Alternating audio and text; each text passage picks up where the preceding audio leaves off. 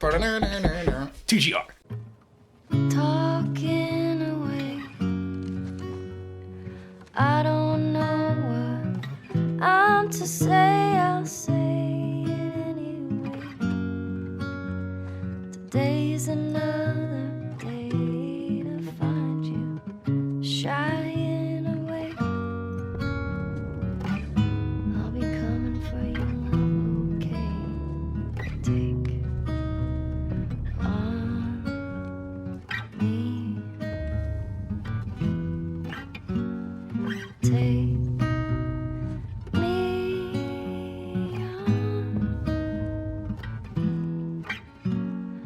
on. I'll be gone in a day or two.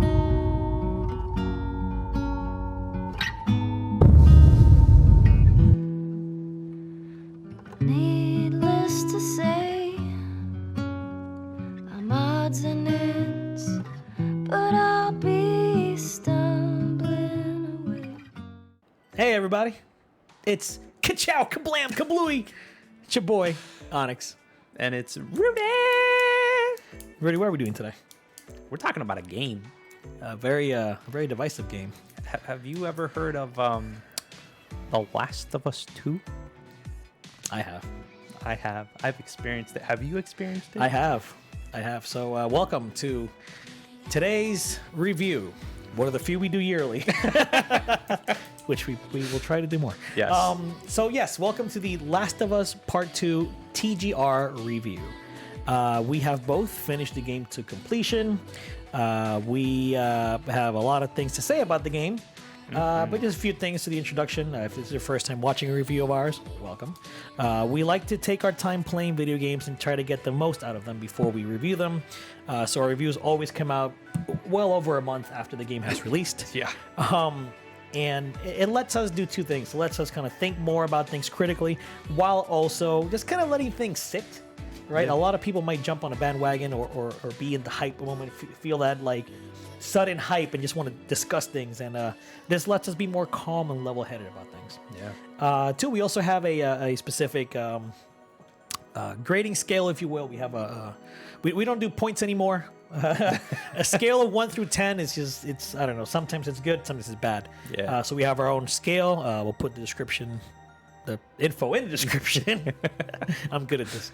But anyway, for our reviews, we go over 4 main points. It's gameplay, audio, visual, and story. And that's how we're going to do it here. We're going to start with the gameplay first and then go from there. I do want to start with one simple thing. I know this game has been very divisive, and I made a video just talking about user reviews not too long ago. And that video got a lot of interesting comments. So what I want to say is this. If you genuinely don't like the game, you don't have to watch this review. If you genuinely think it was bad, don't just leave. If you don't like the inclusion of transgender characters, any sort of homosexuality, if you think this is SJW pandering, etc., leave our channel. Truly, I'd rather you not even be here, because one thing that I will say up front is being inclusive is nothing negative. So yeah, bye. But now that that's out of the way, let's get into it. In The Last of Us Part 2, players take the role of Ellie and Abby, engaging with the world in 2 primary actions: combat and exploration. While in combat, which is stealth-focused, your options have been improved from the first game. The combat is largely the same as Last of Us 1, however, but the addition of proning and dodging are welcome and add much needed variety. Exploration largely remains the same, however, the levels are larger than ever. Let's talk about the gameplay, Rudy. Okay. Let's just start with the basics. How did you like the way the game improved from the first one? Like, in my opinion, the gameplay is amazingness. It is. Like, they took the old system that was there in The Last of Us Part 1, Right. and improved on a lot of the same mechanics are there. Oh yeah, yeah. You can still build things. You can Craft still craft from, like, yeah. and you're still rummaging for supplies and all this and that. but they've tweaked certain aspects in order to improve the user experience. Absolutely. Like being able to like, oh, look, I need to get a first aid kit, crafting it on the fly. Right. Being able to go ahead and craft ammo. Right. Like for some of the weapons. yeah, like or the secondary like ammo and stuff. exactly. And then on top of that, you know, the being able to go prone, which I think It's a big one. dude, that a big added one. that added so much. Being able to dive in the middle of Right. of fighting someone. A The lot. dodge, dude. The dodge Dude. wasn't in the first one. No, it's Like like you could literally go mano to mano against these infected, dude. Yeah. You can literally dodge, bam, bam. I'm probably gonna put it here, but there was one of the fights, one of the flashbacks with Ellie and Joel. I think you're fighting a bloater, yeah. and was it the one at the hotel? I forget where it was. I think it was the one in the hotel. Yeah, I think that's the one that I did it. But like, there was I just kept dying. To him. Yeah. And then at one point, I'm like, yo, forget it. I'm gonna take out the shotgun and I'm just gonna go in and just destroy this thing. Yeah. And I ended up like, it was the most beautiful thing. I felt like I was playing a character action game. I was dodging and shooting and Nice. dodging and shooting and like literally 5 shots. It was down. Nice. And I was playing the game with my daughter and she was like, "It's over? Like you did it?" I'm like, "Yeah." How about that? It's like, yeah, bah. So That's awesome. like, what I am with you on that. Like, adding prone and dodging add so many layers to the game, because in the first one you could crouch and like you could use stealth with like certain objects, and I think they had grass in the first one too and stuff like that. Yeah, I think so. Not Just to this extent, because you had no. in this game, because you could prone, they added tall grass and they Yeah. added Short like grass. short grass. Yeah. So when you were on short grass, obviously you're easier to see, but you could prone. Yeah. So it was actually it was advantageous. You could use it to be more stealthy and stuff. Right. So I really like that. One of the things that I wrote down on my notes was that in the first game, Mm-hmm. it was very obvious when you would walk into an area and you would know, oh, there's going to be an encounter here. Yeah. In this game, there were many friggin' times where I would go into an area and I'm like, oh yeah, here's a shootout. And there wasn't. Not one shootout. Yes. I'm like, well, damn, Yeah. they done played me. Yeah. I like that. In the level design in general, right? Just overall was way better than the first game. Do you feel like they rewarded exploration? Yes and no. Yeah. Yes and no. Yes and no. And I do want to get to that in a little bit. Okay. All right. I'm getting. Yeah. Because I want to focus specifically on the how gameplay. right on controls. how you interact with everything, right? Because there's two ways that you Right. interact with the world, as we've already said before. Right. When you're playing as Ellie or Abby, which I guess spoilers if you haven't know, you play as Abby later on. Yeah. You interact either by fighting enemies or by exploring in the areas. So obviously when you fight the enemies, it's like we've just discussed, it's a basic stealth mechanics, it's the basic shooting and stuff. The shooting in Last of Us has always been very shaky. You improve your character Realistic. by taking pills and stuff. And those random pills that you take, you can use it to like buff certain things of your character, so your aiming will get better and stuff like that. You can upgrade your character and stuff like that. So it's always been shaky, but it's purposeful. Yeah. Right? It's I don't want to say it's like ultra realistic, but it is adding that tension where it's like, okay, you're trying to aim, but like your aim could literally be off and you would miss that one really needed shot. Especially with ammo being scarce. Right. And I'm so happy you put scarce. Well, yeah. Yeah. No. So I like the combat a lot. It reminded me of Metal Gear Solid 5, and the reason why I'm even comparing it to Metal Gear Solid 5 was because I saw a poster on Recent Era saying that The Last of Us 2 has probably the best combat in any third-person shooter. And I'm over here thinking like, well, that's a hot take. But I mean, I can see why people say that, because it is a really good combat system. It is. But the amount of variety you have in MGS5 is I mean, it's on a whole Well, different it's an level. open world game versus this, where it's like a open linear area, experience. Yeah. right? Like it's like linear, but it still has those big open areas. Yeah. But it's just a different mindset. That one is more about experimenting, and you can still experiment here, but the tool set is just it's Much more limited. Yeah, exactly. By Thank you. comparison, definitely. Correct. But taking that aside, honestly though, the combat is really damn good in The Last of Us Part 2. The fluidity of the combat as Yeah, well. Like yeah. being able to move around, escape, go around your enemy, That's a big one. lose them, then go ahead and come back and attack them That's a from a big different one. angle. Like yeah. it's because like the AI. I'm not gonna say the AI is amazing because no.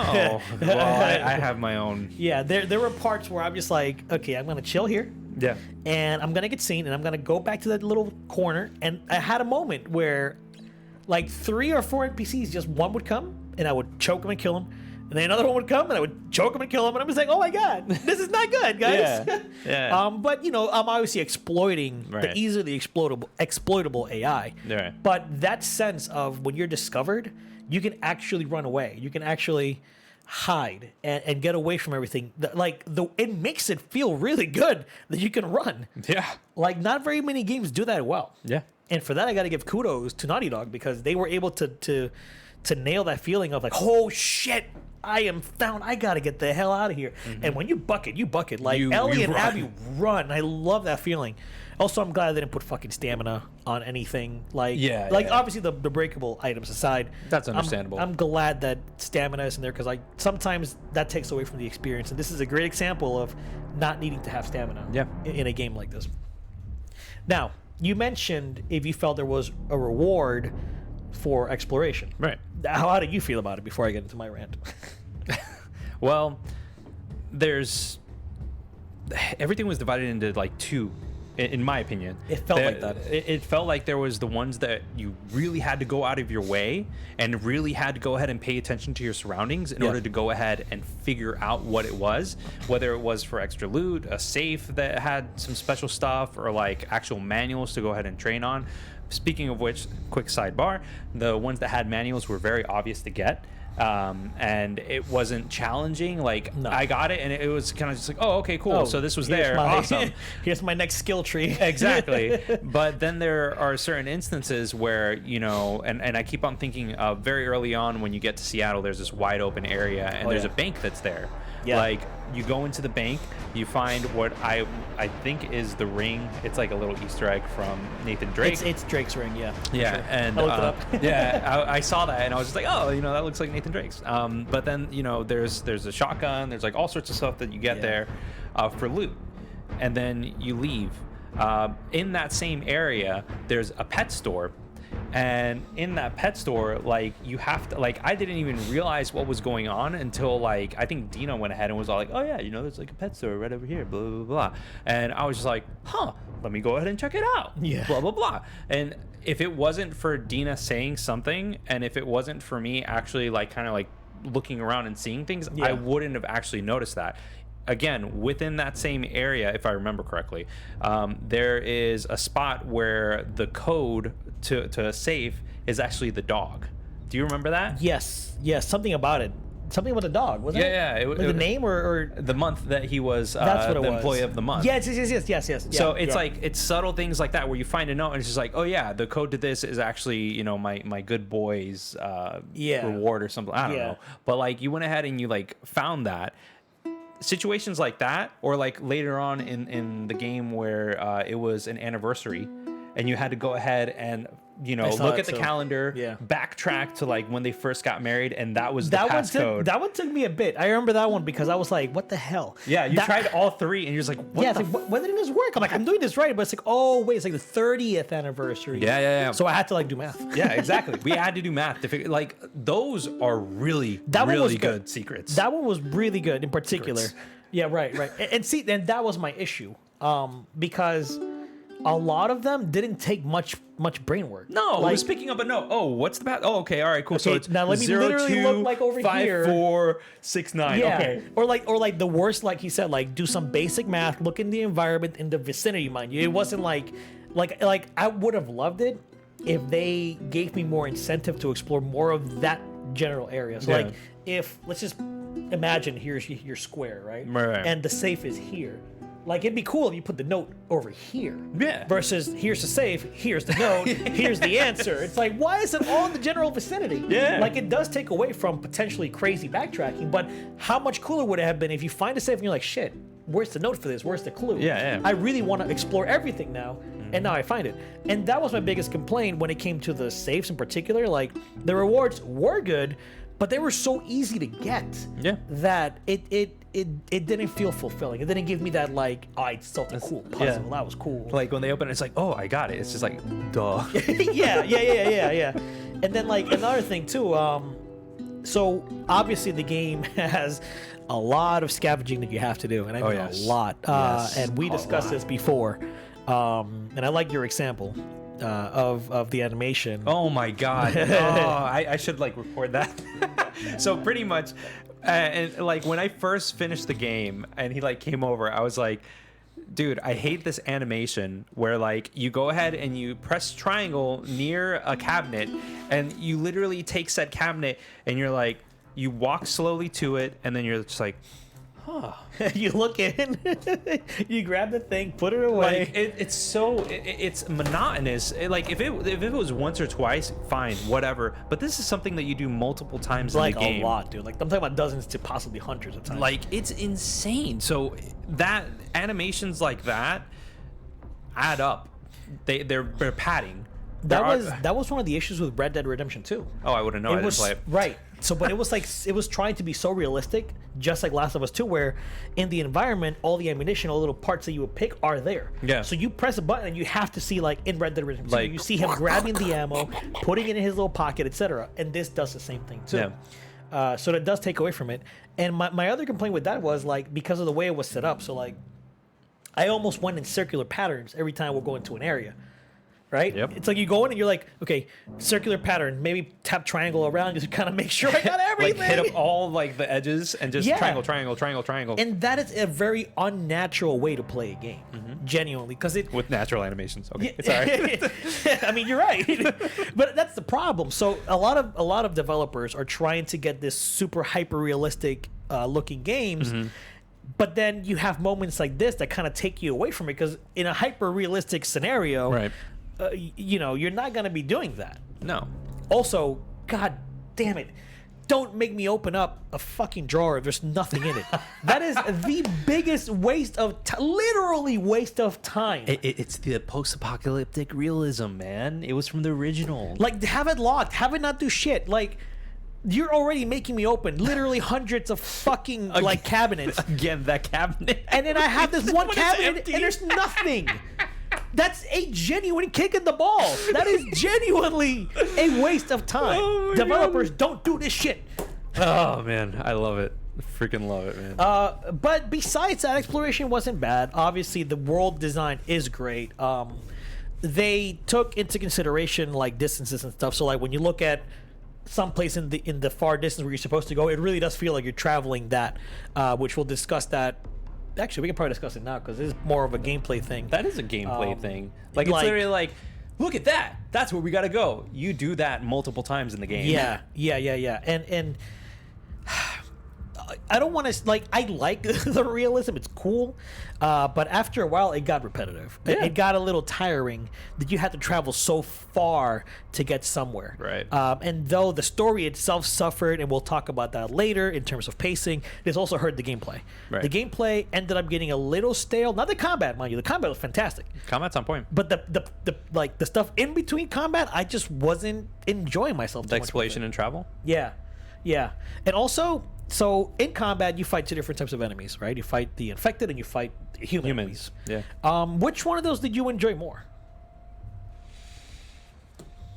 I would have to say, like, challenging wise, Anything, just overall, the humans. Humans, right? Because to me, like, especially as Ellie, the fact that you don't have shivs anymore Yeah. makes clickers like nothing. Like you literally go up, boom, and Infected you're done. were easy. The only ones that actually gave me issues at one point were the stalkers. Like the first time that I because ran they into changed them. them. They changed them from the first game. Yeah. They were like you couldn't see them with your X-ray vision, which is whatever.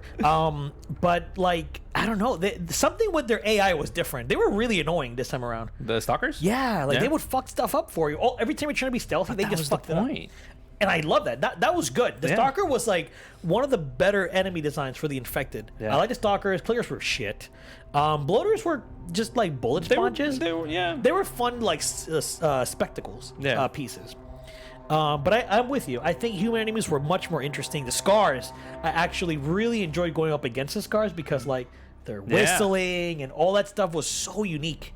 I really liked going up Yeah. against the Scars. I fucking hated the dogs. I love dogs, but I hated those motherfuckers. They were so annoying, dude. Yeah, fair enough. And, I mean, obviously it's on purpose. Well, yeah. But you know, it is what it is. I will say that my favorite infected experience yeah. was the Rat King. Is that what in his the name hospital. was? I believe so. I believe it was called the Rat King. You know, it's funny. I never knew the name, and I heard that too somewhere, and I'm like, what the fuck, the Rat King? I think it's called the Rat King, and this is later on. This is I when think he's playing day as 3 Abby. As Abby. Which, by the way, quick sidebar: playing as Abby, I felt like a tank. Dude, no, but Like- well, I think that was on purpose because Like- as Ellie, you're playing way more stealthy. The fact that you don't have super shivs, frail. you're exactly super frail. Like as Abby, I feel like the game changed gears and was like, "Yo, go in, be way more aggressive now." Yeah. Because like She was like, "What?" I fucking like, loved all the it, time. dude. So good. Oh man, it felt great. Like No, no, I no. enjoyed Yeah. melee as Abby. As Abby, for sure, for sure. And I think the game needed it at that point. I loved it. because At that point, you're just like, I'm dude, doing something. I was playing again. I was playing a lot of the game. I actually played with my daughter. She watched a lot of me play it, or Yeah. a lot of the games she watched me play. Right. And I started getting to the point where I would tell her, like, you know what, I'm tired of sneaking around. I'm gonna kill everyone here. And as Abby, I would just pop a shot, and because the game gave you so much opportunity to get away, even if you got seen, I would just get seen on purpose, kill the motherfucker, and go hide somewhere else. Yeah. Like I did that so much. I was having more fun doing that than with Ellie. With Ellie, as you get to the end of her like path, I started getting kind of bored. Yeah. I genuinely did. Again, I like the encounters, but it just something was not clicking the right way for me, and I think it's because of that. The game is definitely stealth focused, and I think it excels at that. But by the end of Ellie's run, I had so much fucking ammo. Yes, I was waiting to say that. Yeah, I had a feeling. was You like, said- you said this scarcity. I'm like, oh the yeah, scarcity. Yeah, like, yeah. there is no scarcity. There really like, isn't. If you play stealthily, They'll be fine. you will have And if ammo you for get days. caught, like you'll have plenty of ammo. Yeah, you'll be fine. like honestly, if you have really bad aim, you're missing a lot of shots, like you're fucking up all the time, then maybe you'll have an issue. Or I've heard of the harder difficulties. We played it on normal. Yeah. On the harder difficulty, I hear ammo is actually scarce. Like you, Oh, so you it's have like the no original? more. Yes, I hear you have like no more than like 5 bullets at once Wow. per gun, maybe. That's you know? awesome. Yeah, like I actually I should have heard. played on hard. Yeah. I thought that too after I beat it. I'm like, I wonder if that, because I literally read that hard mode it feels much more of a challenging experience, and it enhances the combat. Like we like the combat now. Imagine if it was to the point where you're like really fighting for those bullets. Yeah. It would have made a good difference, I think. So take that as you will. Quick sidebar on that. I always go ahead and choose the normal or the default difficulty that the game puts up, because that to me means that this is what the developers wanted me to experience. Right. No, for sure. At least that's how I see it. That's how I see it too. I hate when like I play a game that's a little bit too difficult or something. Yeah. Or like I might put it on hard mode for the sake of hard mode. Yeah. And like I mess up on like scripted scenes. And I'm like, man, that ruins the immersion, because those scripted scenes, like you want to get them right the first time. Otherwise, you fail, and it's like, oh, that kind of blows. So I like to play it on normal as well. For the most, like Yakuza, for example, is a series that I've always played on hard, because normal is actually relatively easy. And people have said if you like character action games, play them on hard. So I tend to do that too. We'll see with Like a Dragon. We'll see how it goes. Yeah. But anyway, one other thing that I want to talk about the gameplay, and I think this falls under gameplay. The developers made it a deal again to make this game very realistic, and a lot of the characters or the enemy characters will call out other people's names. Say, "Oh, Julie, Ashley, Yeah. Marco," you know. Onix! Yeah. Oh shit. And I love. That's that's beautiful audio. It's beautiful audio, but after a while, I'm like, oh my god, this shit is a little extra right now. Is it, Like though? I heard it too many times. Like I mean, okay. we'll talk about that in audio. Yeah. But what I was gonna say was in particular with this, like, Did you get annoyed by it though? after a bit I did. Like, Okay. well, I wasn't like, ugh. It was more so like I just it stuck out. It stuck out as them trying a little too hard for like it didn't sound natural sometimes. But I've never heard of a freaking dude getting, I've never seen a video of a dude getting cut. And I know Naughty Dog developers did, so maybe that's how somebody gets, I mean, Yeah, I mean, when somebody cuts a jugular, like, what do you think happens? like you're trying to survive, It's just- and there's blood that's coming in, Yeah, going yeah, down your no, esophagus, hey, and you're just like, for sure. But I'm just saying, like Like- I've never killed anyone, I've never experienced that firsthand, but my assumption is that we got a Dexter over here, guys. my father trained me well. But no, like my thing is that you said it themselves. They did their homework. They did their for homework. better or worse. Exactly. Because my argument with this, which I had this discussion with you too, was at what point do we have to go to the realism? Like, did we actually need, like, did that change anything or improve the game? How or did whatever? it make you feel? At first, I was like, "Oh, that's gruesome," and then after a while, like You I said, got used to it. Yeah, I got desensitized to it, but that's not exactly what Ellie felt. Ellie was actually being more affected by the killings as it went on, so it did the opposite effect to me. Okay. You know, but that's story related. That's story stuff. But all right. So you're getting little hints as to what we think. But anyway, what I'm trying to say is, fucking not even the original point. The name calling. Onix! Yeah. So Ginger! Rudy. A lot of the character models were the same. Yeah. They didn't have enough variety with the character models, but they named every single NPC a name. Like they actually gave every single one, which is great. Yeah. So obviously, like it just depended on who got killed first or how you did it. A different character will react differently, which is fucking incredible. But they all ended up like some of the NPCs just looked similar. They didn't have enough variety, so that took away a little bit from the impact of having the names being called. He's writing something down. I'm writing something for a different portion of our discussion. Gotcha. Okay. But overall, in terms of gameplay, I honestly think this is the best combat a Naughty Dog game has had. I think it tops Uncharted. I concur entirely. Obviously. I concur. Cool. This is. I want them. I mean, I don't know if we'll ever get a Last of Us Part 3, but I would love them to just continue improving on this combat system. What? Nothing. It's just that falls to a different topic. Oh yeah. The point that, but yes. Yeah. Okay. So that's our gameplay, guys. Yeah. We like it. All right, let's move on to our next segment. Audio. Rudy, audio. Amazingness. It was really good. Like, guys, you mentioned audio in The Last of Us 2, and I automatically think of guitar. Dude, you mentioned audio in The Last of Us 1, and you think, like, good shit. Like, Last of Us 1 was good shit. Last of Us 1, Last of Us the 2. OST and, like, everything. Like, eventually, Last of Us 1... There's the super duper hard difficulty where they take away your X-ray vision. Yeah.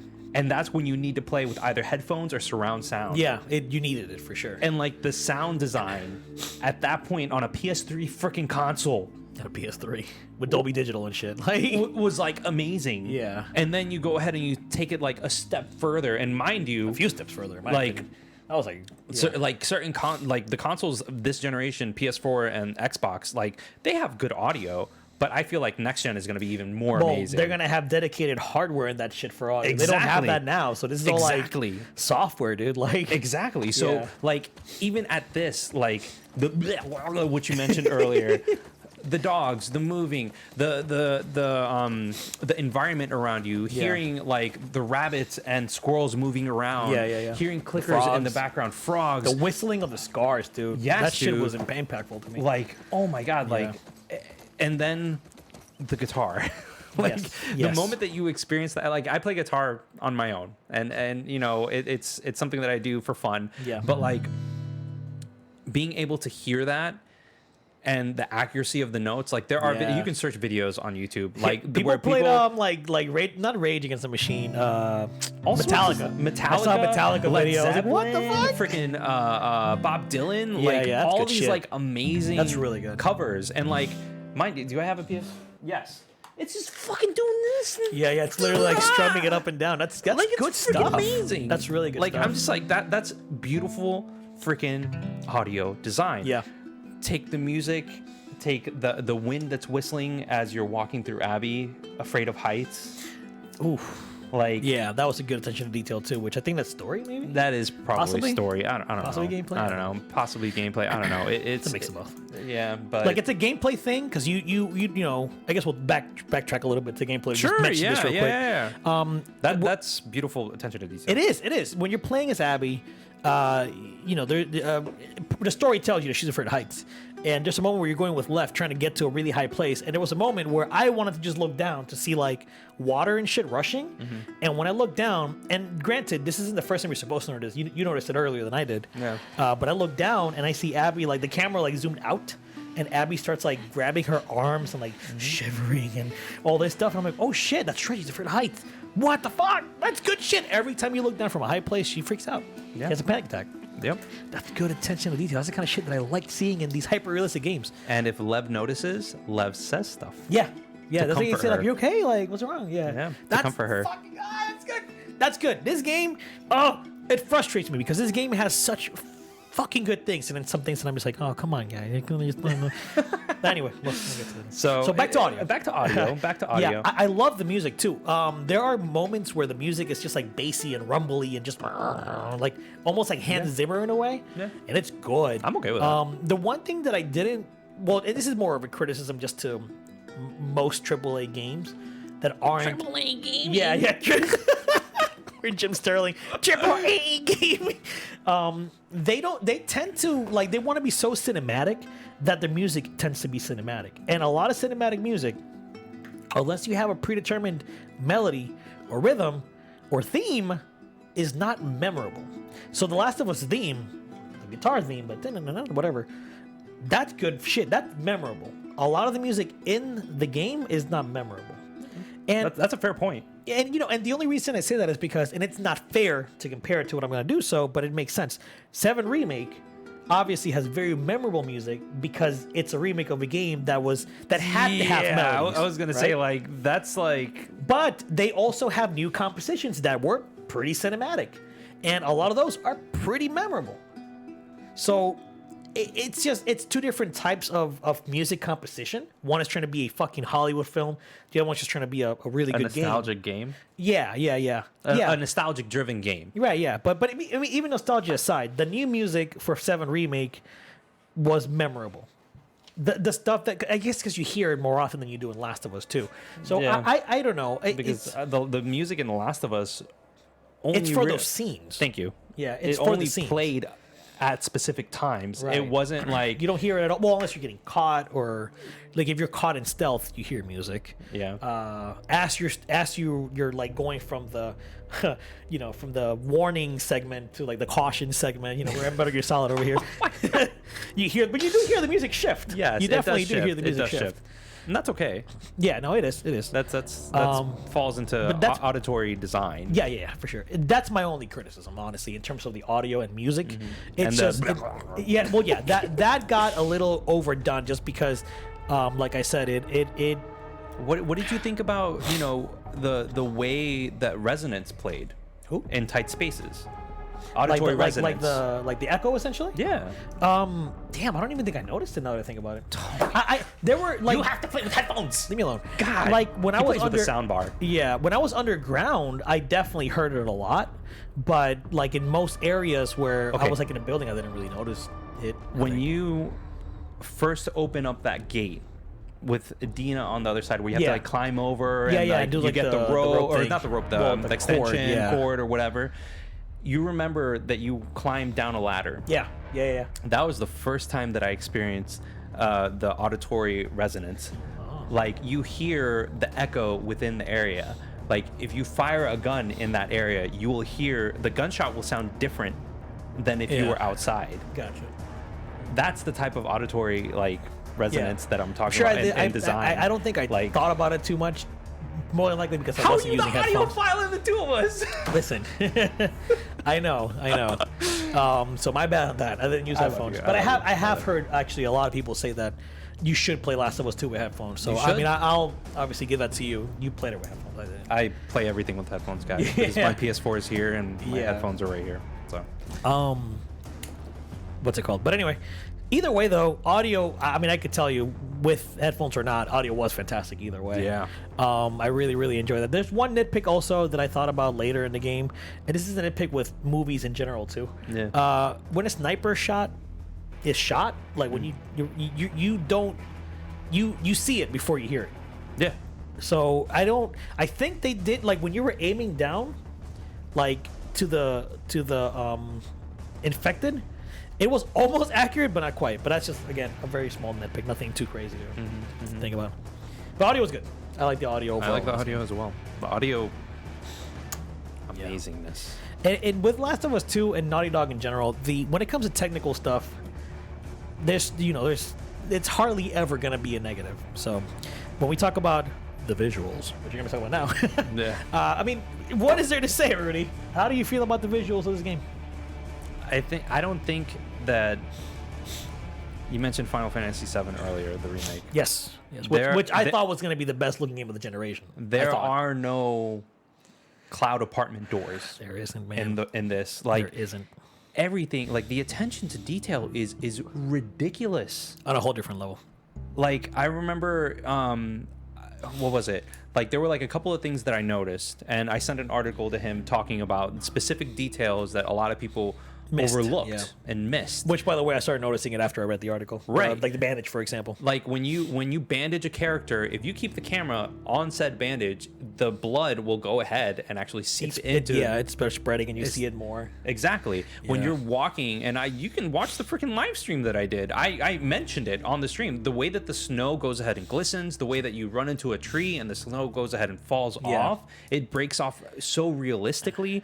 I mean, everything about the visuals just I really don't think that there was like this doesn't look good. No. I mean, in terms of textures, absolutely not. There were some glitches that I ran into, but it weren't crazy. Same here. Yeah. Like I think there was near the end, like in the final like chapter where Santa Barbara? Yeah, Like Santa Santa Barbara. And you're playing as Ellie. Yeah. There was, and I could send you the clip where like there's a character, like an enemy that literally flat out disappears on screen. His gun is there and it's a glitch. I mean, I think I remember you telling me about that. Yeah, and the gun is literally just like and that's like, hilarious. It's totally gone entirely. Oh, that's funny. But little things like that, it's a glitch. You know, it's not them, putting out a horrible looking texture or. Which, by the way, just a quick side note, for 7 Remake, apparently that was an issue with the rendering.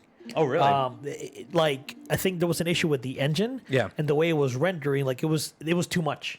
So it ended up giving you really poor rendering of those textures. Wow. The textures were actually supposed to be really good. Wow. So Naughty Dog, obviously being a first party developer, having obviously the best access to this stuff. Yeah.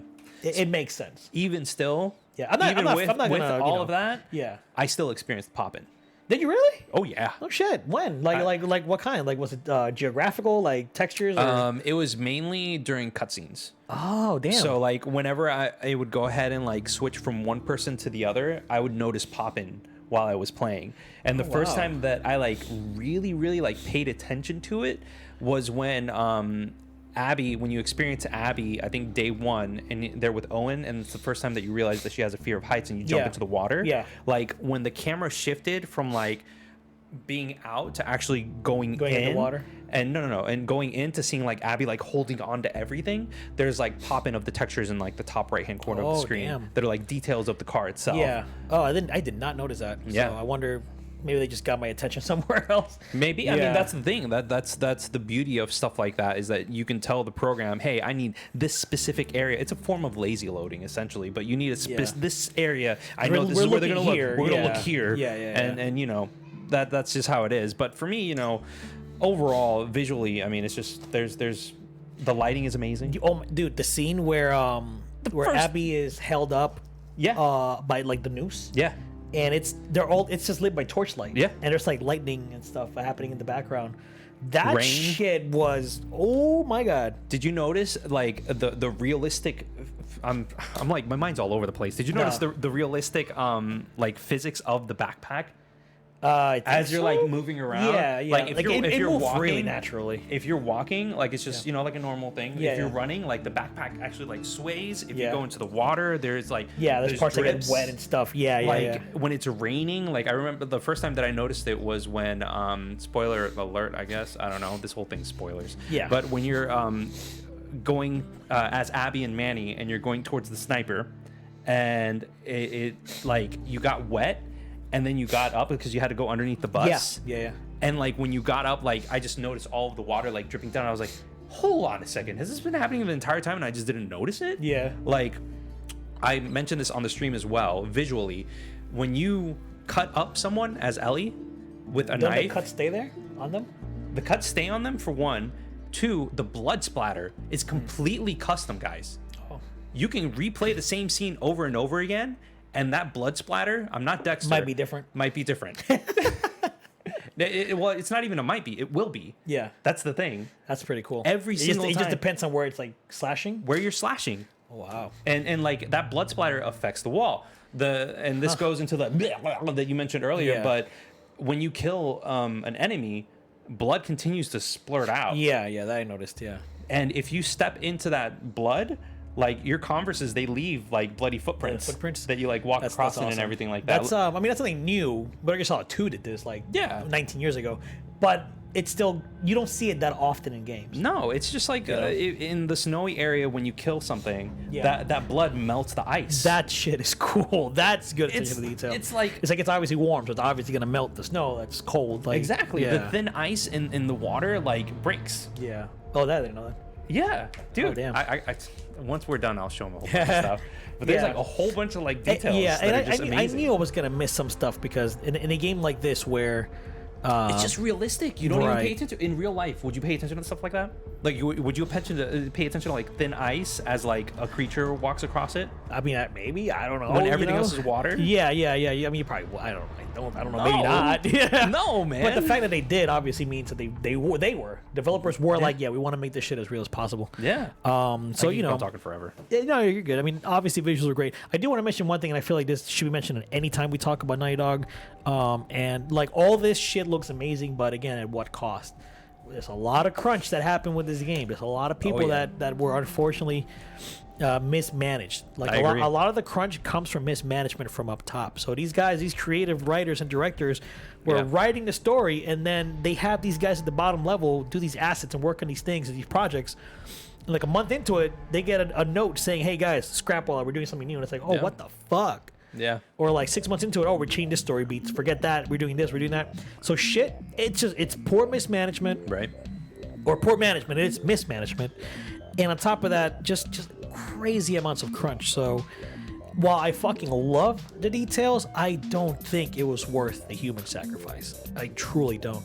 Yep. Like we were watching a stream for Valhalla, Assassin's Creed Valhalla, Yeah. and I fucking laughed because like in that game, like when you see a note, like the character went up to it and they pressed a button on screen, and like the note just came up on screen. You read it and that's it. And like you just keep going. Like the character did not pick it up, did not read it, did not have this like crazy textures on this paper and parchment.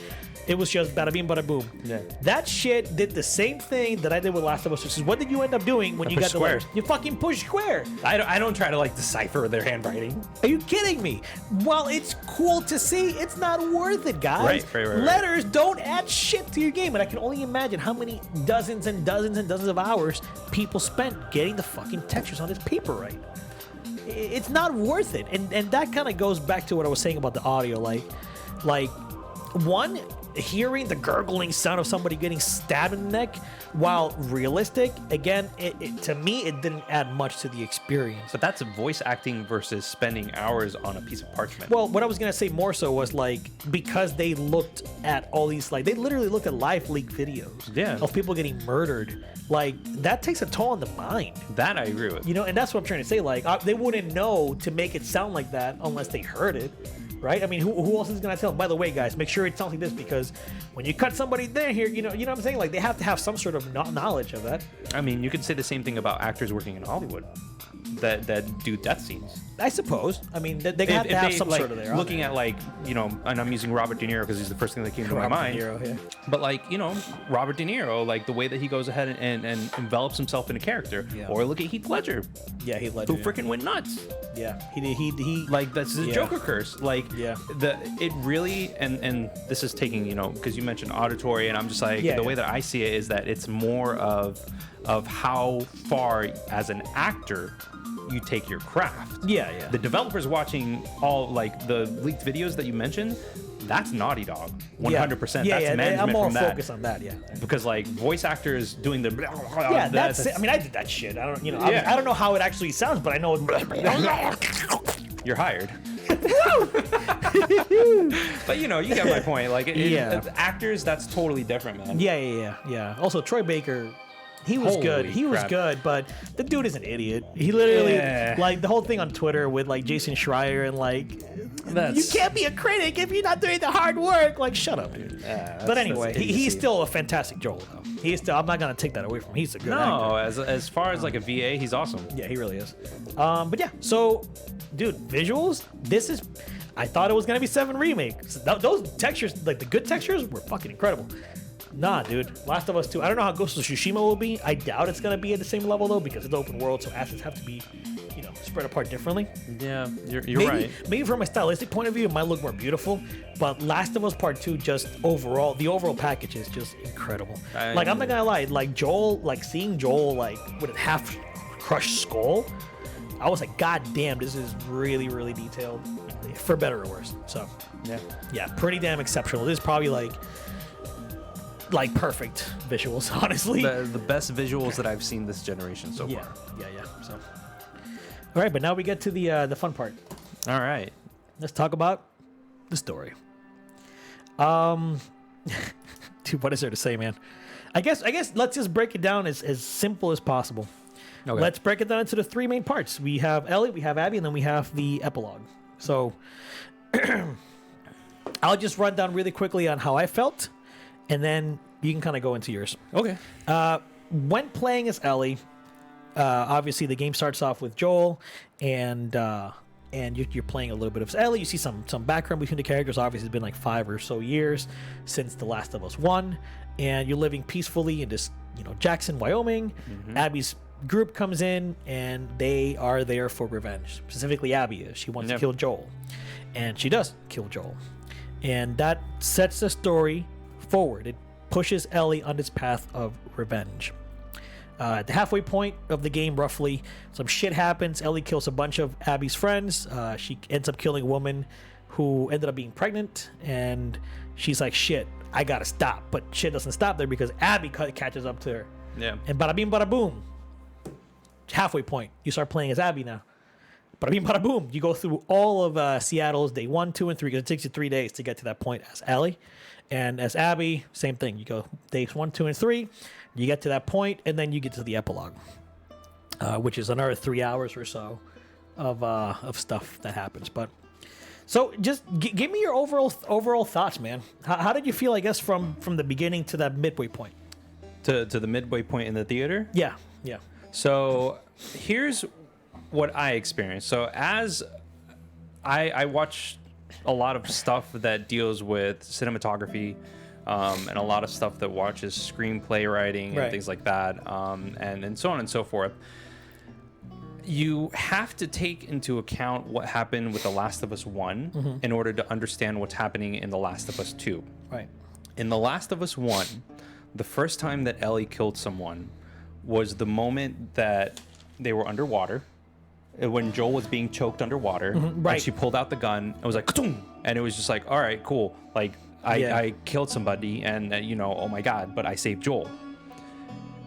I feel like this is everything that happened in this game was a result of Joel and his parenting, quote unquote parenting, because it's a foster. The decision that was made at the end of The Last of Us Part 1 was a selfish decision. Absolutely. Like Last of Us. Joel was not a good person. He killed a bunch of Let me get that out of the way. Like, he is the Nathan Drake of The Last of Us.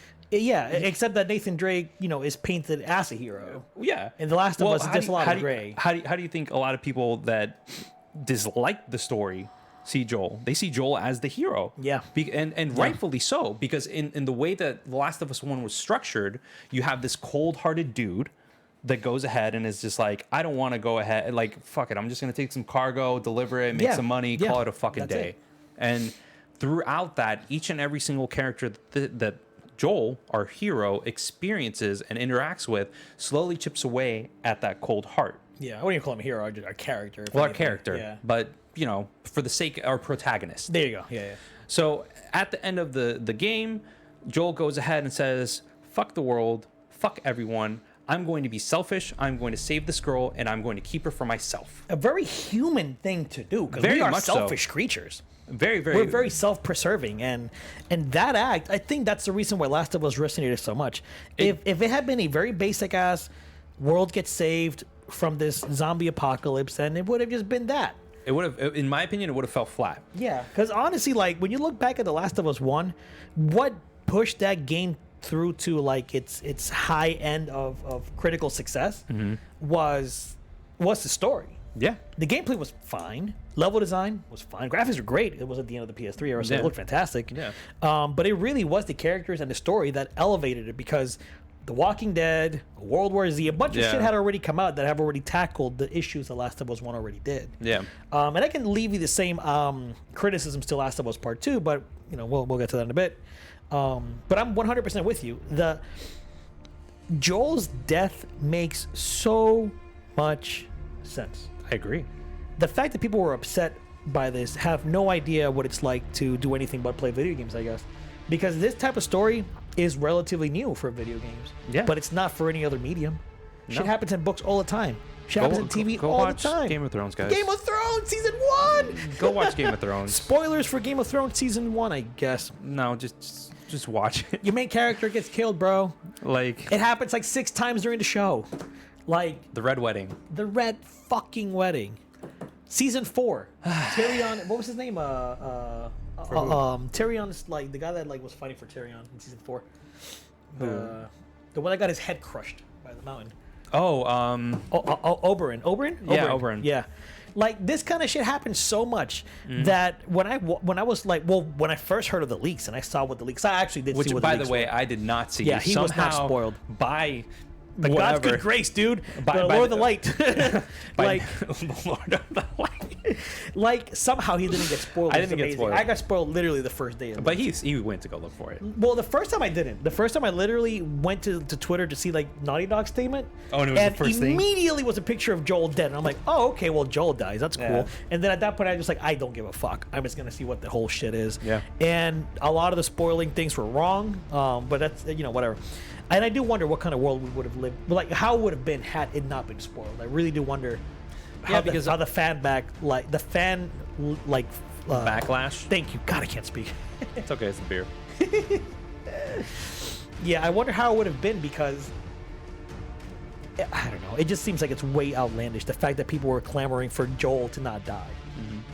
Yes, he was a beloved character, but Well, he was beloved because of what he did in the first one, in the sense that he created, like, he found a foster daughter figure. yeah, he did. Quite literally, actually. Yeah. And in my opinion, like the Joel's imprint on her is pretty much a manifestation of his teachings. Yeah. Like, I mean, straight up being like, you need to live a lie. Like, he straight up lied to her at the end of Last of Us Part 1. Yeah, he did. He told her, listen, you need to make sure that no one knows that you're immune. Right. You need to hide that.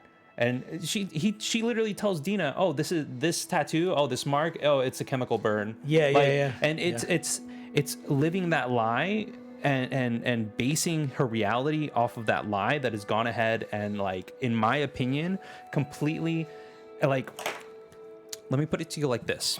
When you go ahead and you have a story, you have a character arc.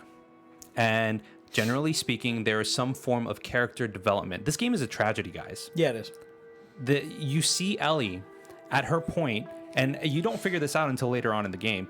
And there's pacing issues, and we'll get into that. But Ellie goes ahead, and the moment that things start to unravel for her, she continues to decline. You mentioned earlier that she got more and more engrossed by everything of like all the killings, but that's actually false. When she goes ahead and starts killing, she kills somebody, and she's like, oh fuck, like, oh man. Dina's like, oh damn, whatever. But by the end of the game, she's like, fuck yeah, fuck you. Like, she does that. Oh well, yeah, That's her character going from survival to revenge to straight up obsession. Yeah, which I mean that is a point of the story. That is a point of the story. But like, story. remember when she killed Mel, she was done. She wasn't actually gonna go after Abby anymore. She Right. literally told Tommy and Jesse, like, I think this is it. This has to stop right here. Right. And then Abby obviously came in and fucked shit up even more. Right. So like she did, and that kind of has to do with the ludonarrative dissonance that I mentioned before to you personally, because while you're fighting the randos, she's fuck yeah, fuck you, get off, fuck stupid dog, whatever. Yeah. But then when she kills certain key characters in the story, you see the repercussions in her mind. Are you talking about Mel and Mel, Owen, Nora? She didn't care about Owen. She cared about Mel more so because Mel was pregnant when she as somebody that but is like my my best friend is pregnant. pregnant. Yeah. oh, like holy shit. Yeah, like, that one was this the one could that have broke this her. could have been Dina. That one was the one that broke her, but Nora started that path too. Like when she was Nora- talking to Dina, she was like, "Oh, I torture her and shit." Like, and like she was still adamant about her path, but it was genuinely affecting her fucking mind. Oh yeah, You know? I agree with you in that sense that Yeah. the PTSD that she experienced at the end was a culmination of all of that. Yeah. I mean, All yeah, of that. for sure. Spoiler alert, whatever. But this is the story of two women on the same coin. You have Obsessed as fuck. both of them. No, well, somewhat, because Abby at the beginning of the game, It was obsessed for sure. at the it was beginning. obsessed like crazy. By the end of the game, she was not. She No. didn't want to fight. She was like, I'm done. I just want to, in the same fashion that Joel took Ellie out of the St. Mary's Hospital, Abby was carrying Lev towards the boat. Yeah. The same level of, I don't care what's going on here. I'm I need ready to to get out of go. here. Yeah. And Owen, like, foreshadowing in the sense of being like, I'm done with this fucking war. Yeah, I don't care anymore. Like, it's such a, I just don't care. I don't want to be a part of it. I just want to live my life. Yeah. And Abby, as like, her character arc is the complete opposite of Ellie, because she starts being like, "Fuck you to the Scarify," to this. What is it, Scarifites? The Like, scars. scars. They were the Seraphites. Seraphites, thank you. And like they went ahead and like they were enemies. And the moment that she finds two children, which are undoubtedly the innocents of this game, Yeah. like the voice of reason, so to speak, she's like, holy, she immediately assumes that they betrayed her. Right.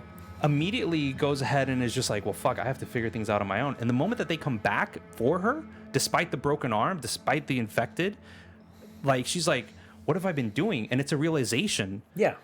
It's actual character growth. It's actual character growth. Yeah. And like, one could even, I'm not a religious person by any means, guys, but the moment that there's a moment where you're, what was it? The bridges in the sky? Yeah, Is the that sky what bridges, yeah. The sky bridges. The moment that she goes ahead and like falls into the water, it's like a pivotal point, and some people would consider it a baptism of sort. Oh, yeah. And she's just like, okay, I need to go with this woman, with this little boy, and I need to figure out how the fuck to survive. Yeah, they were looking for the medicine, right? For Yara? Yeah, for I think it was, Yara. yeah. And it's literally like at that point, there's like this, like if we were to look at it from an arc's point, like Ellie is literally Abby is more woo.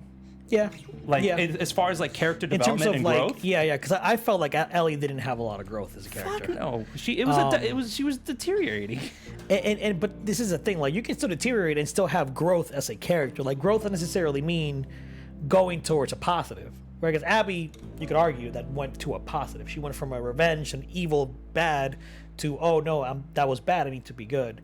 Ellie could still grow as a character. It just depends on where her character arc is supposed to go. She didn't Right? grow. She didn't, though. That's a problem. That's one of the biggest problems that I have with the story. Mm-hmm. Because Ellie starts off revenge and ends up revenge. The only thing that I mean, we're jumping all over. We obviously, are so jumping all over the sorry if place. we're like kind of jumping from beginning to end, whatever. But it's because there's so much. Most of the the pacing issues, like most of the important stuff comes yeah. at the end. Yeah. So I guess let's just like Kingdom take a Hearts step 3. back. Whew.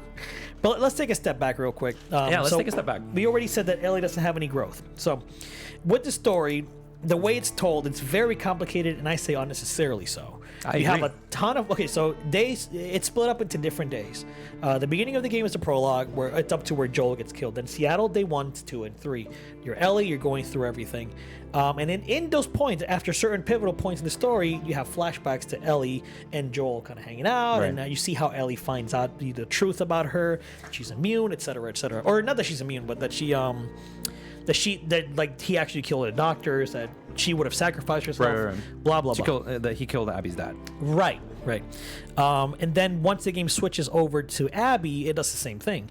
You get flashbacks of Abby, and you get also her timeline from days 1, 2, and 3. So you literally have almost like 4 different timelines that you're kind of jumping back and forth, and that shit got messy. It wasn't hard to follow. No, but it was. What did I tell you? I said it was forced empathy. yeah, well, 100%, It was which is forced another empathy. thing. And you know, it worked. Because I did feel empathy for Abby. Yeah. Because this is the one thing that Last of Us 2, I think, did originally. In video games, I don't think I've ever played one where you're playing as a certain character and your antagonist is this particular character. And at the midway point, you start playing as the antagonist, and then you're trying to kill the main character that you were playing as before. Yeah. I don't think I've ever played a game quite like that. But that shows you symbolically how evil Ellie got. Yeah, Ellie went with down her a dark path. revenge and her Yeah. obsession. Like, Yeah. she went the wrong path. Yeah, yeah. I mean, Abby obviously was already walking that wrong path, because if the game is telling you revenge is bad, by Ellie's point of view, then I mean it works for Abby too. It made sense to kill Yeah. Joel. It made sense that somebody would come to get him, but that's still part of the whole idea of revenge is bad. I mean, rewatch the scene, dude. Like, you can see the kudos to the animators, and that goes towards And the visuals, actors, too. and the actors. But you can see that there's like almost like a hint of remorse right after Abby kills Joel. Yeah. Like, she's just kind of like she's almost like waiting for something, like something some sort else. of satisfaction to come from this, and it doesn't happen. Yeah, because you don't turn anything back. What satisfaction comes from killing the person that killed your dad? Like, your dad's still dead. Yeah. Woohoo. Exactly. You know, Joel was a bad dude back in the day, but he's softened now. Yeah. You know, like everybody has their baggage, right? And Right. who are you to be the judge? You know, Which and is you're- why the developers made people scream out Mike or whatever when they like saw people, because another point that they wanted to get across was that every character has a story. Yeah, and that's again brings me back to that really cool term, ludonarrative dissonance, where Right. Ellie killed a bunch of people up to where she killed Mel, for example, and one of them could have been pregnant too. That is a very valid point. But there was no remorse for them because obviously she didn't know. So you can talk about the ignorance, but the fact that she killed literally dozens upon dozens of people, and that she only was affected by certain few. I mean, I get it.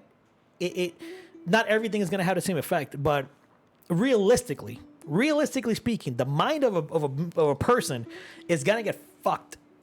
Doesn't matter how many people you kill, unless you are like a Dexter type of character where like you live to kill. Ellie doesn't live to kill. No. She learned to kill for Yeah. survival purposes. Yeah. So the fact that is like hardly ever addressed, honestly, took me out of the equation.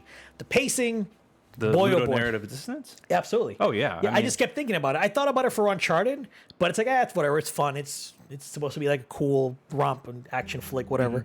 But this is supposed to, this is trying to tell you something, a really deep fucking message. And the fact that it doesn't talk about those things, like I've never played Spec Ops: The Line, but I've heard that game tackles that shit extremely well. You're a fucking soldier killing people, and apparently it does some shit to you at the later part of the story where it's like it makes you question literally every single person you killed, and I was like, that's good shit. Yeah. I never played it. I really want to play it, Yeah. but I wish that they would have thought about that. I'm not gonna discredit the writers, but I do think that the pacing. I mean, like my thing is. Shit, there's so much to talk about. I know. There's so much to guys, we discuss, literally man. like sat down and we're like, we're gonna make this like 45 minutes, and now we're We're at an hour like right an now. hour already. But you're right, there are so many things, and like I'm gonna quote Girlfriend Reviews, because they went ahead and they said there's not one plot that's here. There's 4. That's right. That's right. Yeah. That's right. There's the young Ellie, the young Abby, and then the old Ellie, which is the modern current day, Abby, the current and the Ellie. current Abby. Current makes that Abby. The current Abby. Abby. Yeah, whatever. It's Abby. two and one. But yeah, that's exactly it. And so because it's ambitious, but I think that they just had to work things around. I gave you an example where had they done, okay, let's just say we see like at the beginning of the game, you start playing, and just as the game started, Ellie, Joel, you don't play as Joel, but you see Ellie, you see Joel, you see Abby, kind of, all these forces are kind of meeting up to this very pivotal point in the story, right? Slowly moving there. Why not, as you start playing as Abby, have some flashbacks to possibly, her and Owen, possibly her and her dad, shit like that, up until the point where she kills Joel, and then the audience can know, oh, wait a second, there's a reason why she killed Joel. Boom, here it is. Like, we didn't have to wait 20 fucking hours to find out. I 100% agree with you. Like, that still would have been hella shocking if we would've. see Joel dying. You're like, oh my god, what the fuck is going on? And then immediately after, you see Joel killing her father. That would have been like, whoa. And it all makes sense. Like, You start building empathy earlier. Why the fuck did you have to wait 15 hours to start building empathy for a character? There's this book that's called, I think it's called Save the Cat, and it talks about the specific thing in screenplay where you go ahead, you have an antagonist, and all of a sudden you automatically go ahead and switch to a point that creates this forced empathy. Yeah. In cinema, it works really well. In this, I don't think it did. No. And the reason being is because think of it like this way in regards to TV shows. Let's say you're watching an anime and you see season 1 and it ends on this cliffhanger and you're just like, oh man, I can't wait for season 2. Season 2 comes out and the entire season is building up the antagonist, and then you find out, you go back to the end of season 1 to see what's happening. That's the end of season 2. Phew. This is what it is. And Santa Barbara was the epilogue. I hated Santa Barbara, man.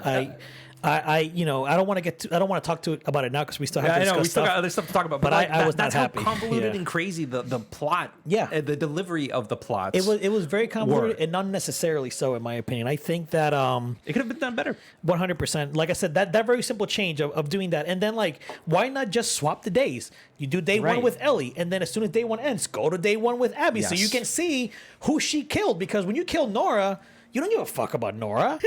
But when you play as Abby, you meet up with Nora and you're like, okay, here's Nora. I have no empathy for you. Right. I know you're gonna die. Right. Like, I don't have a chance to care because I know where your outcome is. Exactly. So when I saw Melon, and it was like, oh yeah, I do feel kind of bad that they die, but I know they're gonna die. There's no tension. There's no stakes. Right. There's nothing to it that makes me think, oh fuck, I don't want to see his character die. If you literally went back and forth, I think, even though it might have been a little bit more convoluted because you are jumping more constantly, True. it might have made for Better empathy. a better story. And better Maybe empathy. not better gameplay, but definitely a better story. Yeah, like, I mean, at the end of the day, like, I feel like what they wanted more than anything else was the empathy. That at the end, spoiler alert, that they're like, when you take Abby down and you start fighting her in the water, she's not bulky. Here, so let's talk about Santa Barbara, because obviously the points meet, shit happens. Yeah. Ellie gets her ass beat by Abby, Arm broken. which really cool, by the way. Really cool thing. The whole time you're playing as Ellie, you're very stealthy. You're very weak. You're trying to make sure you pick your shots and do your shit right. Yeah. And if you're playing as Abby, it's the opposite. You're fucking going in and killing things. But when Abby finally gets to Ellie, who's the aggressor and who's the one hiding? Yeah. It was actually flipped. Yeah. Cool shit. That's good storytelling. I just wish it would have been done better. But anyway, that was a good attention to detail in terms of like what you do. Like, I love the reverse shit when they do that with characters. Yeah. But then after all that shit happens, after literally Ellie gets her ass beat, Jesse gets killed for Shock Valley, which I hated. Manny also got killed for Shock Valley, which I also hated. But after that, Abby says, I'm not going to fuck with you. Also, I do want to say this, because Lev was the one that told Abby, like, he literally called her out. Abby was about to kill Dina, had her at knife point. Yeah. Ellie says she's pregnant. She says, good. Or no, she says, that's better. I forget what she said. That's better or that's along good. those lines. About to kill her, and Lev just says, Abby.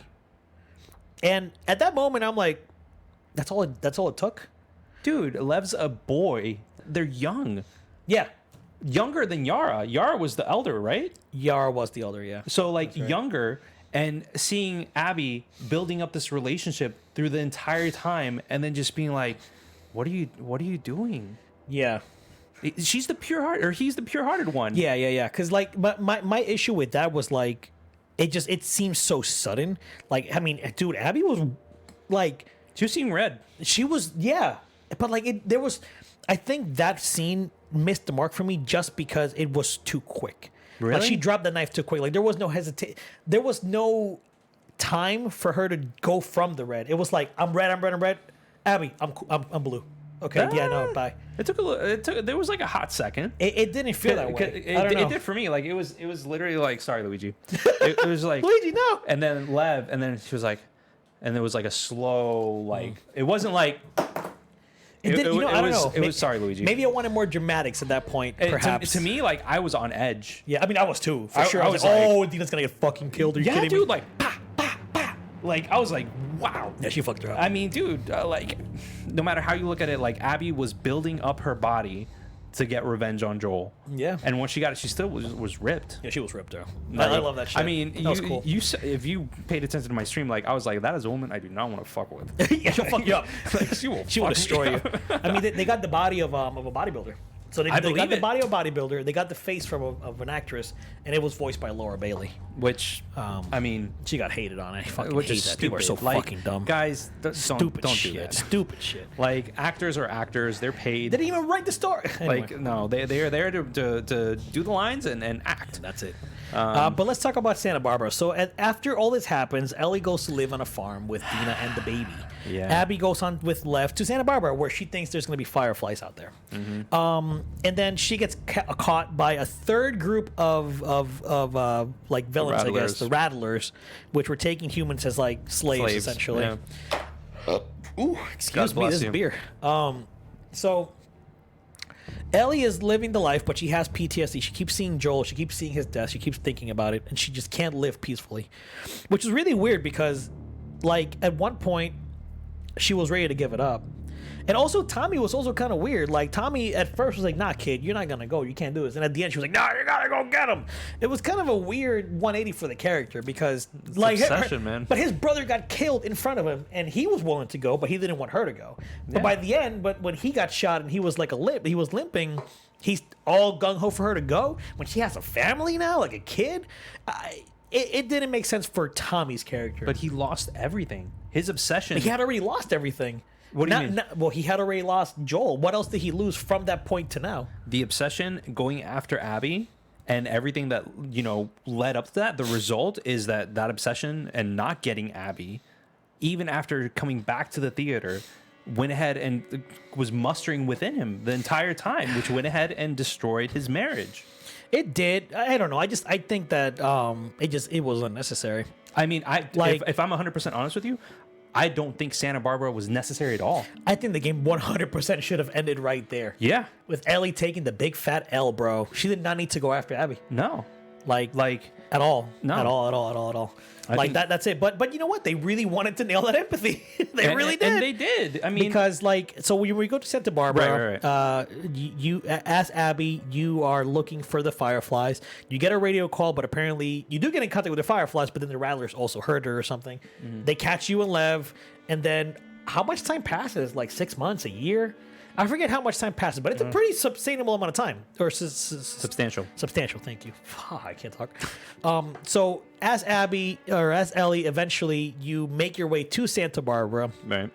and you fuck with the Rattlers. You kill a bunch of them. Who cares? They are some of the like most unnecessary enemies in the game. They introduce a whole. You needed an enemy. It's just like just make it all infected. No, but it just wouldn't. Fucking Santa Barbara was unnecessary. Anyway, you get to the end. They had put Abby and Lev on these like spikes, and they were like being held up by like rope and shit. And Abby is deteriorating. Dude, she is skinny. Yeah. Like she looks. Her hair really is bad. cut. Yeah, like yeah, she's yeah. dirty, Like, sunburnt. I'm guessing. Oh, yeah. Lev is totally unconscious. Totally messed up. Yeah, like obviously she is at her weakest point, and Ellie's still trying to kill her. And Well, you know what happens at your weakest point, right? You see your true strength. oh, that's true. That's what Lev said. Oh, that is true. Yeah. Again, the symbolism and the Yeah, yeah. foreshadowing. There's Continue. there's some good foreshadowing for sure, which I will give credit to the writers for that. Yeah.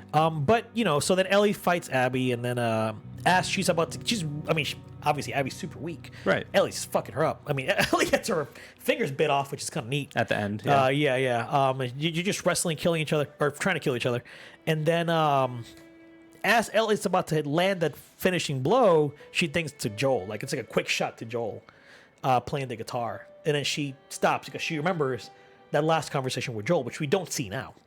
So she stops. She tells Abby to go, and Abby gets in the boat, leaves, and she's literally left alone on the beach. And then she goes back to the house, the farm where Dina and the baby were. They're gone. She's literally alone. She plays the guitar, thinks back to Joel again, and you see the conversation, which was essentially they were talking about forgiveness. Like she tells him that he wants to forgive her, Right. or she wants to forgive him because of what he did, which honestly was really an emotional scene, and I fucking wish this was done earlier.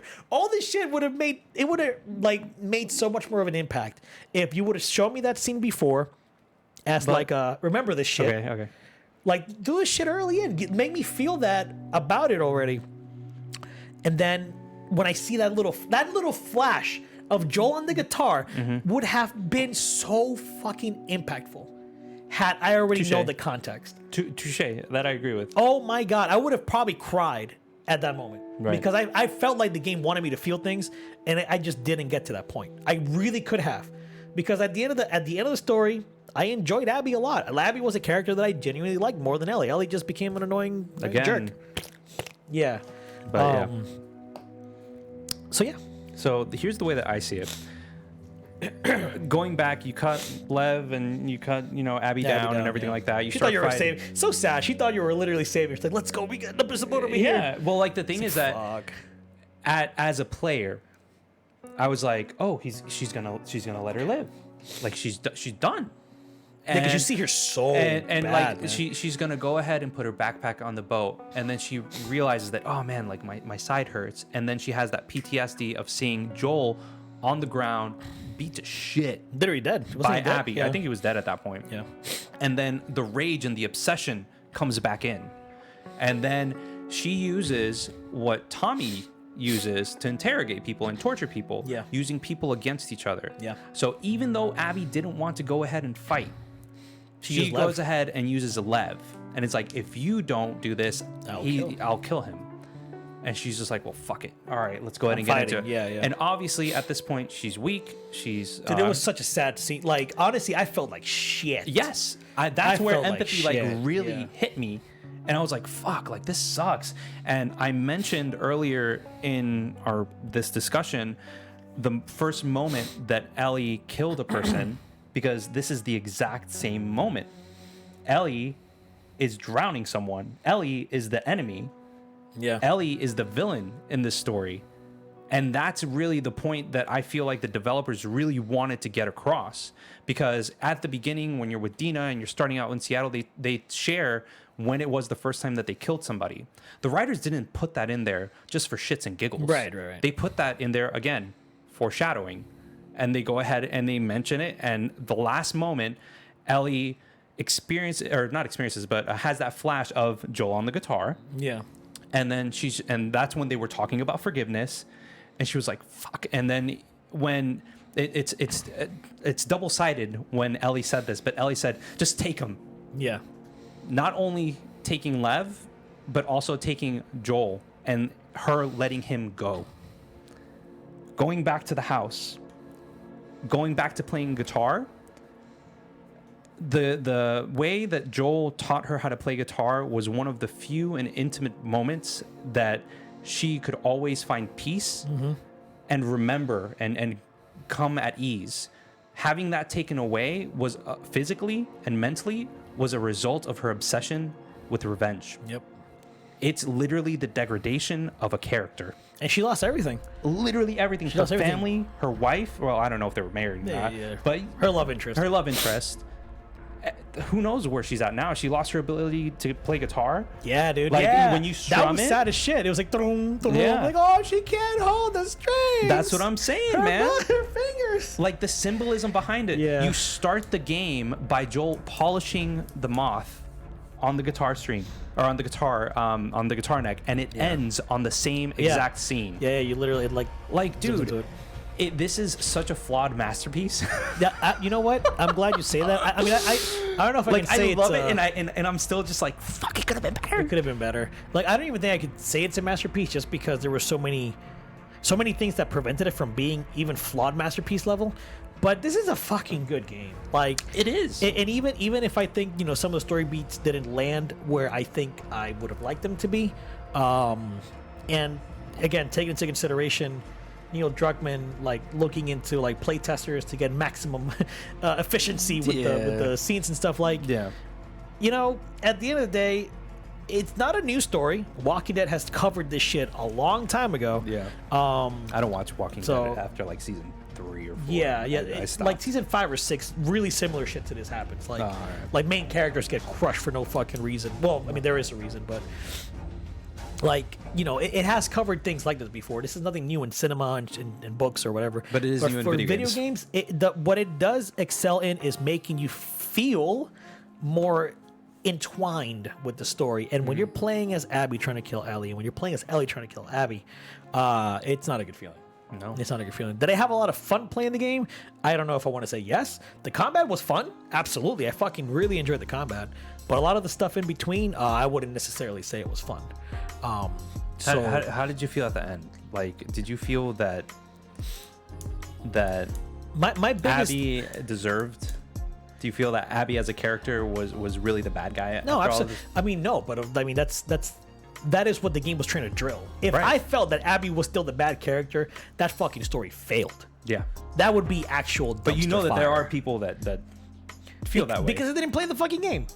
If you played through the entire game and you genuinely did not feel at all that Abby was a good character, then you missed the whole point. Genuinely. I agree. Genuinely. And it doesn't mean that you're wrong.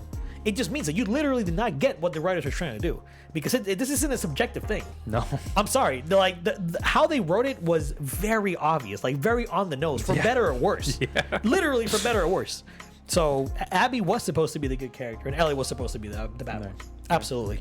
And I did feel that empathy towards Abby. I genuinely felt bad. If you're interested in like the ideology behind the entire story, I really recommend that you check out Saving the Cat, because or Save the Cat, excuse me, because I only read like the synopsis of it, and it just sounds like everything that this game did, everything that the writers did is exactly that. Oh wow.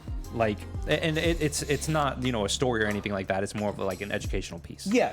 In regards to like screenwriting, plot writing, things like that. But no, man, I 100% agree with you. Like, if you do not understand, well, not that you don't understand, but if you don't feel If you that don't get empathy, what they were trying to do, yeah. then you missed it. It's honestly a little bit like Undertale, where Undertale, doing the pacifist run, you get attached to the characters, and doing the Genocide. Genocide, thank you. You're welcome. Doing the I fucking played it. Doing the genocide run, you feel that, oh man, I don't want to kill these characters. Right. It's the same ideology. Right. So, but anyway, I guess it's time to give it a random ass score that means nothing. Absolutely at all. nothing. What do you give it, man? On our gold. scale from A gold. Oh, gold. Okay, that's A quick. gold. Well, so our scale real quick. Yeah, let's go through the scale. So there's stone, which is poo poo caca. Or actually, you want to literally- start from the top? Let's do rock. Yeah, so stone. okay. Always from the bottom. Okay, so you have stone, which is poo poo caca. You have bronze, then you have silver, gold, and platinum. I have not played a platinum game, not from the developers. I mean, like a platinum. A platinum score. Yes, a platinum TGR scored. official score. Yeah. I gave a personal platinum to Final Fantasy VII Remake. Yeah. Just because I fucking loved it. Yeah. But from a critical and analytical, I give it a gold. Anyway, so you give this a gold. Yeah, yeah. And like Gold stamp. Rudy gold stamp. Here's the reason why. Technically, this game is a marvel. Oh, it is. Yeah. Auditory, marvelous. Visually, marvelous. The plot points could have been done better. Overall, the story was okay. Yeah. If it had actually been like freaking Christopher Nolan levels of like storytelling, Well, yeah.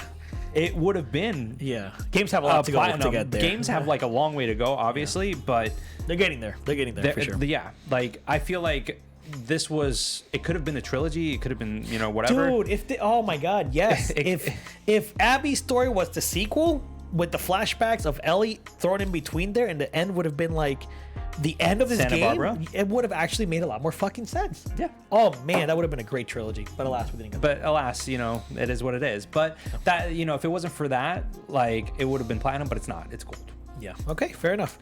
I'm having a hard time with this because, on the one end, my stupid clinical, my stupid, God, it really is stupid. My stupid critical brain wants to just say, nah, this is silver. That's how you felt the entire time. You felt this is silver. But that little empathy, that what they tried to achieve with the feels and shit makes me want to give it a gold. But at the end of the day, I gotta go with my gut. Yeah, man. You know, I gotta go with what I genuinely thought, and I'm gonna stick to silver. Yeah. I give it and that's not a bad thing at all. Silver is not a at all. good fucking game.